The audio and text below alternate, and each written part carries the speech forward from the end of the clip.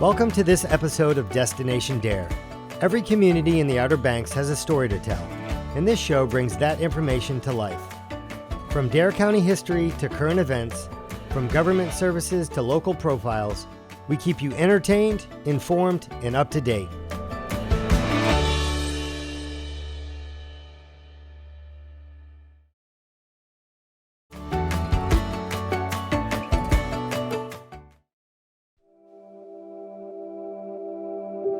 Recovery Court was started about 2.5 years ago to help those suffering from alcoholism, drug abuse, and so forth, to help them work through their problems. We bring them in through the jails, we bring them in through referrals, through attorneys, through social workers. So folks that get in trouble, that are in trouble, so forth, they have the opportunity to serve in Recovery Court for up to 18 months. And then upon graduation, they get their lives back. I think the largest misconception about the Recovery Court program is that it's a get out of jail free card for people who, may have been involved in the criminal justice system for a while. It's not.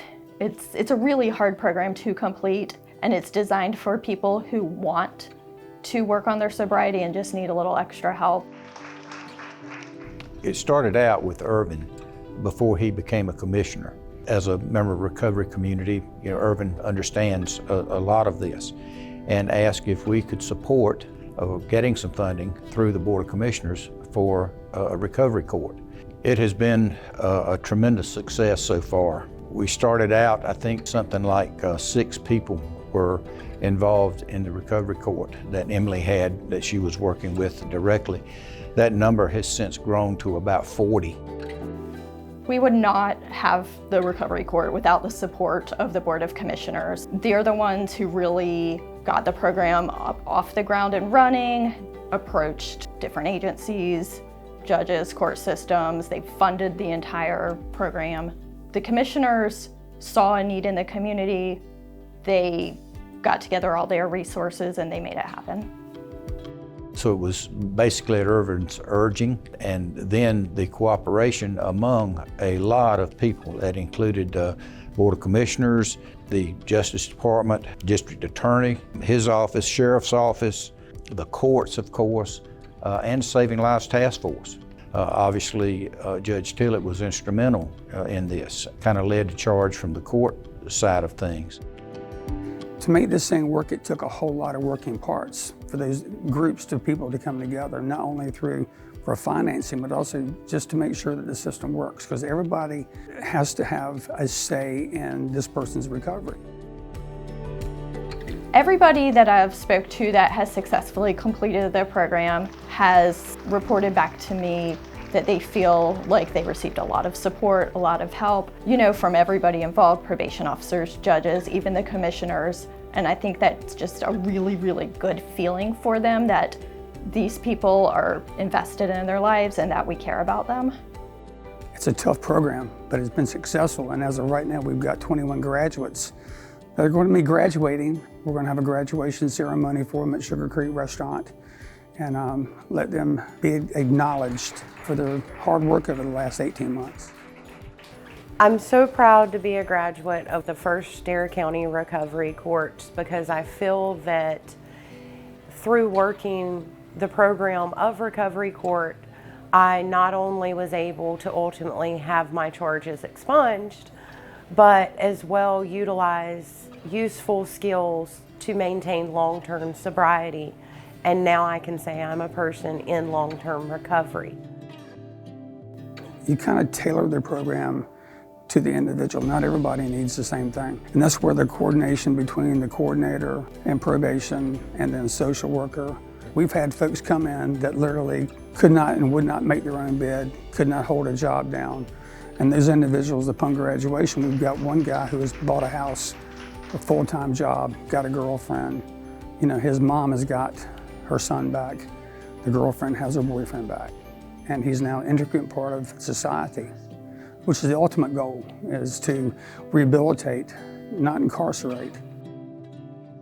It doesn't just get you out of trouble, but it teaches you how to live life in recovery. And that, to me, it saved my life. They get the benefit of not only potentially avoiding some jail time, they get the benefit of actually embracing the recovery community here in the Outer Banks, meeting new connections, and learning how to give up the life of drugs, for forever, hopefully. Anything you can do to get yourself away from the drug, your last drink, is going to make you a better person in the future. And so it's a multifaceted problem with multifaceted solutions and so forth. And this is just one of the many. It's a part of a puzzle. And we're slowly piecing this thing together.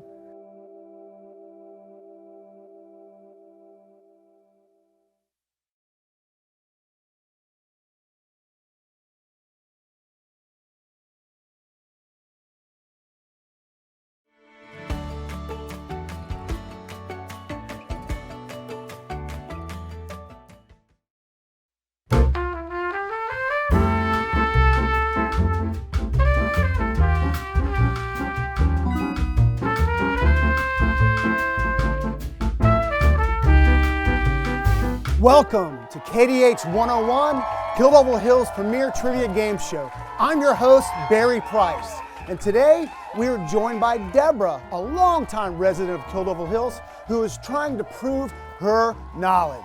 Hey Barry, it's Kelsey. You know that.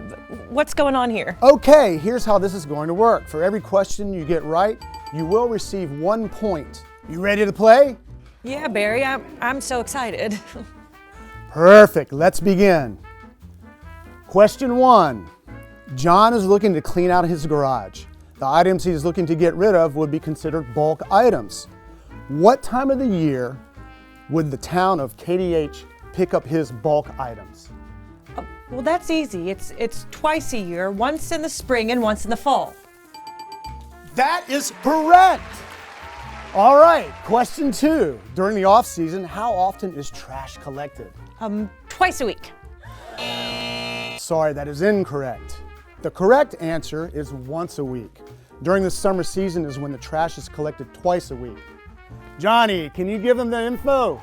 Sure thing, Barry. Once per week collection happens November 7th, 2022 through March 31st, 2023 on the east side of the Highway 158 on Mondays and the west side of the Highway 158 on Tuesdays. Twice a week collection happens April 3rd, 2023 through November 3rd, 2023 on the east side of the Highway 158 on Mondays and Thursdays and the west side of the Highway 158 Tuesdays and Fridays. Well, not to worry, there are plenty more opportunities to get that point total up. Let's move on. Question 3. Nancy has a lot of recycling she needs to get rid of. How does she do that? Nancy can get a residential curbside subscription and get her recycling picked up. That is correct. You ready? Now this is a bonus point.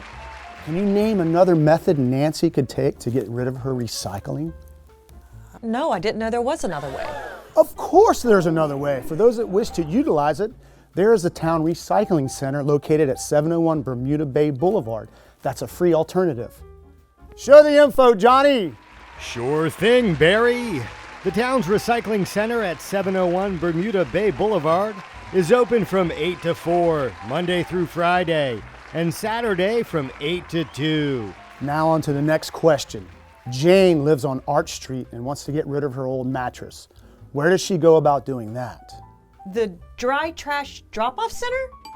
That is correct.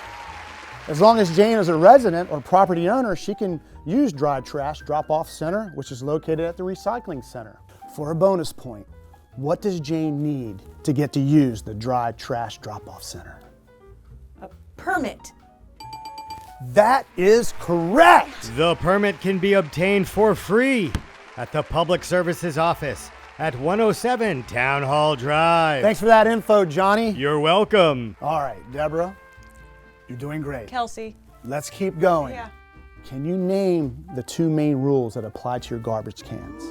Roll the trash can in once it's been collected and no trash outside the can. That is correct. She is doing great, everybody, don't you think? Good job, Deborah. What is the best way to ensure the town's public services department can reach you if something goes wrong with your property, such as a water leak? I think the answer would be to give them your phone number and make sure your contact information is updated. That is correct. In the event that something goes wrong, you want the town to be able to reach you quickly rather than just being able to leave a notice on your door. All right, Joe, he wants to get in contact with the KDH Public Services staff about solid waste or water service. How does he go about doing that? Well, he could email, he could call, or visit.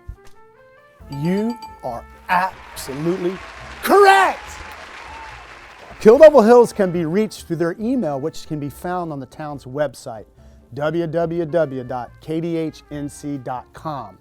They can also be reached via phone at 252-480-4080.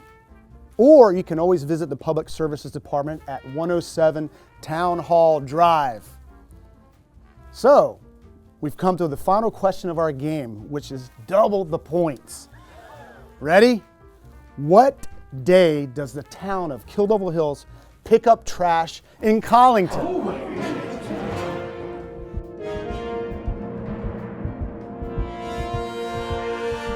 That's a trick question, Barry. Collington isn't a part of Kill Devil Hills, and therefore the trash is picked up by Dare County. Absolutely correct!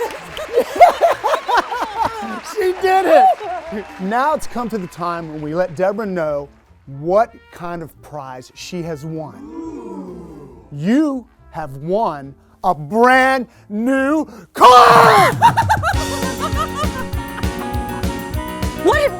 What kind of car is it? What kind? You'll see! Yeah? Yeah!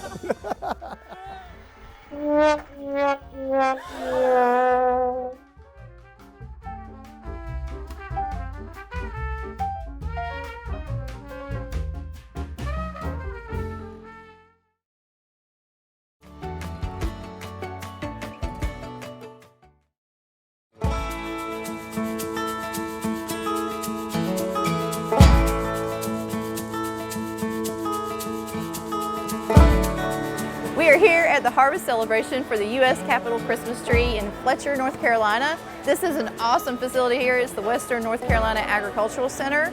We're so excited. We are the last stop on the Christmas tree's journey, so we are here to help celebrate it with everybody here today, and it has been a fantastic day seeing everyone. We have talked to a great amount of people today, some really exciting people, from the tree cutter, to the educators, to the experts, to the truck drivers. You'll hear all about the story of the U.S. Capitol Christmas tree, and it is a wonderful story to hear. So the National Forest of North Carolina was selected to bring the 2022 Christmas tree to DC, and today we're here at the Western North Carolina Ag Center with all of our partners and sponsors and folks that have been involved in the project. And so we're here having a great time and going to see Ruby off. She starts her journey tomorrow from Murphy to Manteo. In 1970, they started this program. It rotates around, so the National Forest of North Carolina actually provided the tree in 1974 and then again in 1998.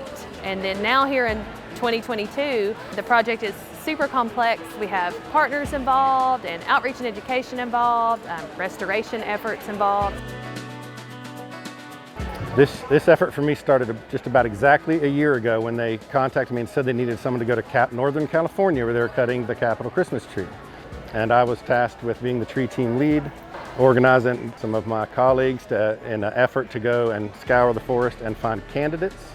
We narrowed it down to 8, and the architect of the Capitols sent a representative down to make his pick, and we toured him around and showed him all 8. He picked Ruby, and it's a red spruce. It was 78 foot tall, so it's a pretty big tree. The trailer's 80 feet, the tree was 78. So we knew early on the theme of the tree would be from the mountains to the sea, and so it just made sense for us to be sure to stop with Ruby in Murphy, but then also end our North Carolina tour in Manteo. And we have Michelle. And so Michelle has a connection with a member of our team, and so we met her, and she's been amazing to work with. Manteo has been really one of the most welcoming communities to us for Capitol Christmas Tree. They were excited from the beginning about this project, and so we just really wanted to build on that energy with them, and we're so grateful that they wanted to be a partner for bringing the U.S. Capitol Christmas tree there. So here at Fort Riley, of course, we have Ruby. The Christmas tree is here on the back of this impressive truck. It's hard to imagine what it's been like driving that truck all across the state. But here we have just a great community event for the Roanoke Island here. We have about 15 community partners, from the libraries to the schools to Fish and Wildlife Service to the fire department, just starting to get the holiday off on the right foot with some fun activities for kids and their families, and to welcome the tree and be able to be a part of this pretty neat experience.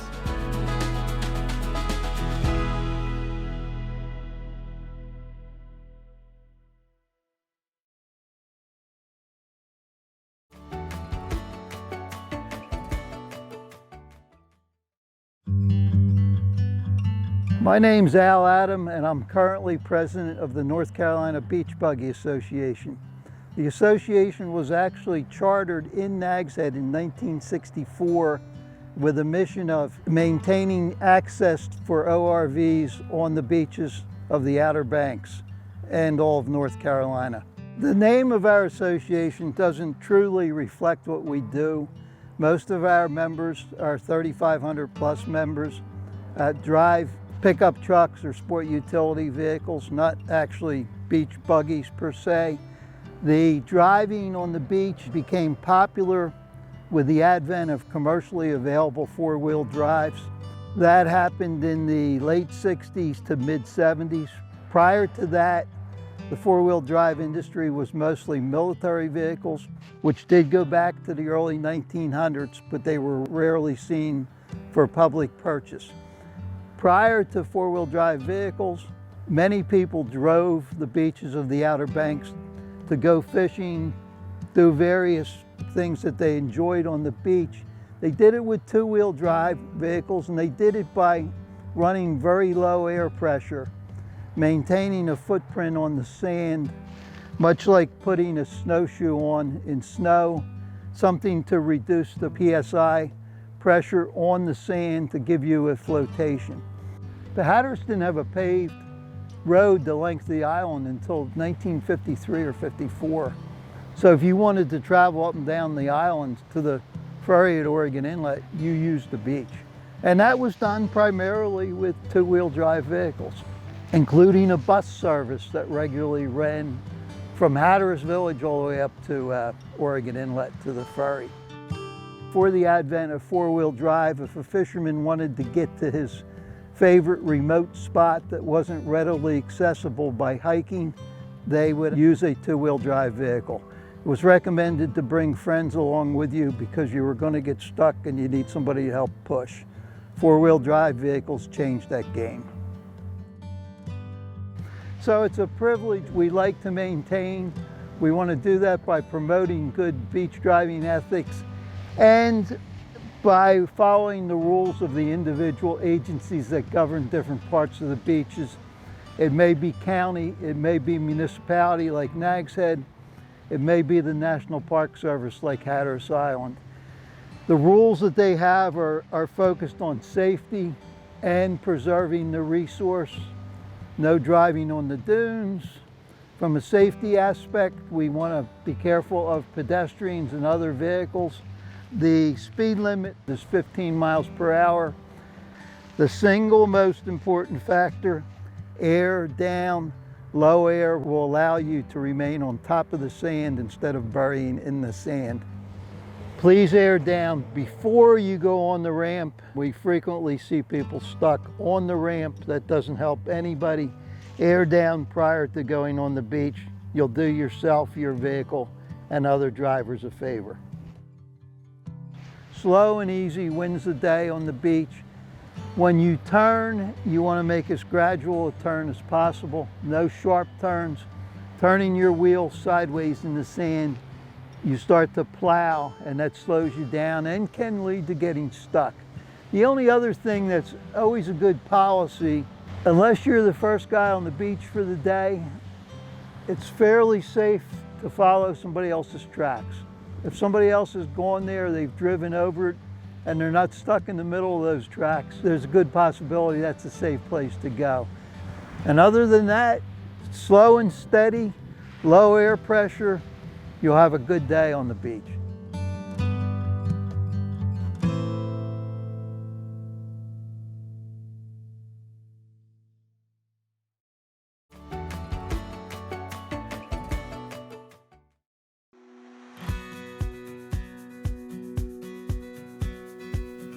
In the town of Kitty Hawk, we have a land use plan. The land use plan serves as a guide for elected and appointed officials as well as town staff making land use decisions and in the directing policy and public investment. The plan was last updated in 2004, and a review and update is necessary to ensure that the goals and vision for the future development and redevelopment in town are being accurately represented. The town is working on the plan with Stewart Incorporated, an engineering, design, and planning consulting firm out of Raleigh. Their community planning team contracts with local governments across the state on various plans and ordinance rewrites. This helps to ensure that the plan is the best that it can be. In order to have the plan be successful, we need public input. That's why the town has created a survey. The survey is an opportunity for the public to provide their input on what the priorities for the future of Kitty Hawk might be. The development of the land use plan is driven by the community, so it's important to hear from as many people as possible in order to develop a plan that represents the views of that community. As a community that is part of the Coastal Area Management Act, there are certain state-required elements that will be part of the plan and the process. But again, a successful land use plan depends on getting public input. That can be done through taking the survey, submitting comments, or attending future public meetings. Over the next year or so, the plan will be developed and presented to the Planning Board and Town Council for adoption. In the coming months, there will be additional public informational meetings. If you have an interest in the future development of Kitty Hawk, it is important to attend, to stay up to date, and to have the opportunity to provide your input for the plan. And make sure to tell your friends and neighbors too. More information about the plan update, including a tentative schedule, can be found on the town's webpage. You can also sign up for the town's mailing list to keep in the loop on any future scheduled meetings.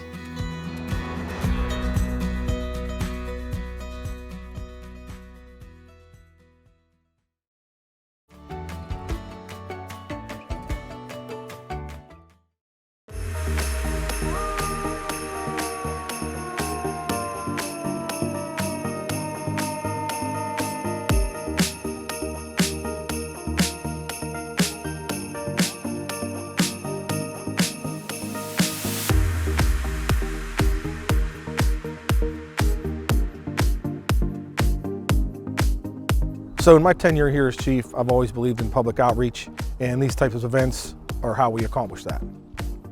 So today it'll be the Southern Shores Fire Department, obviously, the Southern Shores Police, and this was an event that was spearheaded by Lisa and Debbie from the SSCA.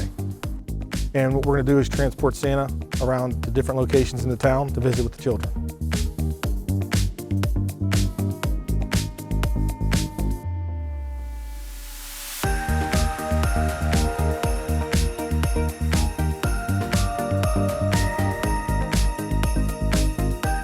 My name is Lisa Meinrich, and I'm with the Southern Shores Civic Association, and I'm the volunteer coordinator for the SSCA.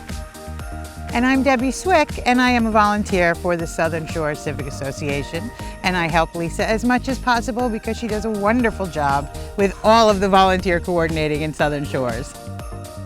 This idea was brought up quite a few months ago by Debbie. She has a direct connection with Santa, and so she brought the idea and said, wouldn't this be great if we could do this in our community for the holidays? Without any thought at all, it was like, yeah, let's do this. It makes me feel so good, and when you talk to them and they listen to you and they're so excited to be there, it just makes me feel so good. There are many people involved in this event for today, the Santa Ride.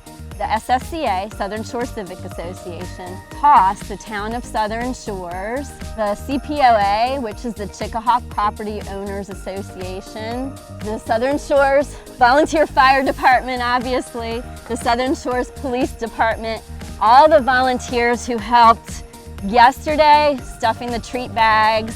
And also today you'll see safety volunteers, and everyone who resides in Southern Shores is coming out to help and to be a part for the community.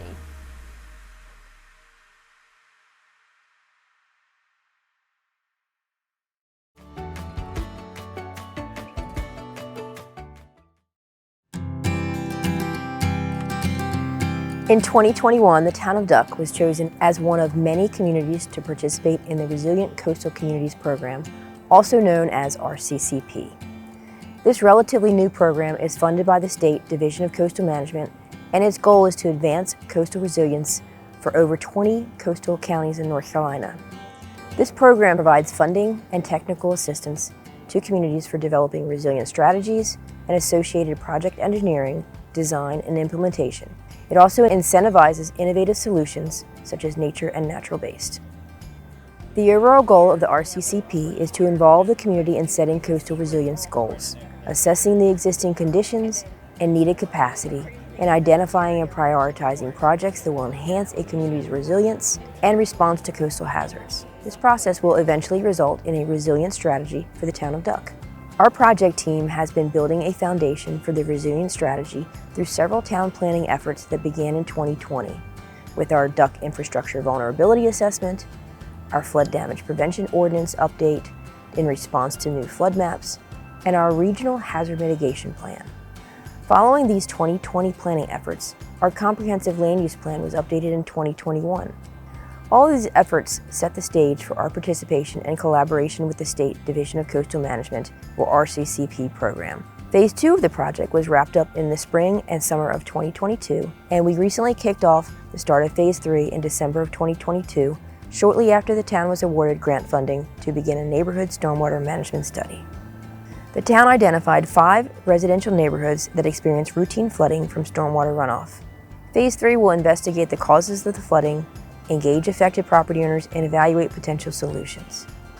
Since we kicked off Phase 3, we have received several questions regarding the scope of the focus areas. The grant funding from the state was limited and required matching funds from the town. This did not afford us the opportunity to study the entire town and every area that experiences flooding. The study is designed to focus on larger drainage basins rather than every instance of flooding. The focus area closely mimics areas of historic, repetitive loss flooding. We anticipate, however, that many of the solutions that are developed in these focus areas will be a guide for other areas as needed. As we exit 2022 and march into 2023, we have completed one of 3 public engagement outreach efforts associated with this third phase. Our consultants have transitioned from public engagement to investigative and technical research and analysis to formulate solutions to flooding on a gradient scale from green/nature-based solutions to hardscape infrastructure solutions. As they develop options, they will also look at the various costs associated with these alternatives.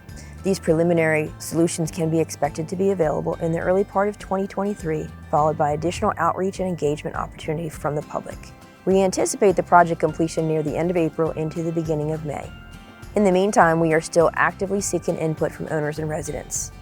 If you have experienced flooding at your property or within your community, we would ask that you visit our interactive map on the town's website to let the town and our consultants know where and what type of issue you have experienced. The interactive map will be available through January 15th, 2023. Our project team will primarily use the town website and the town e-news releases to let members of the community know about project updates and ways they can provide input and participate in the planning process.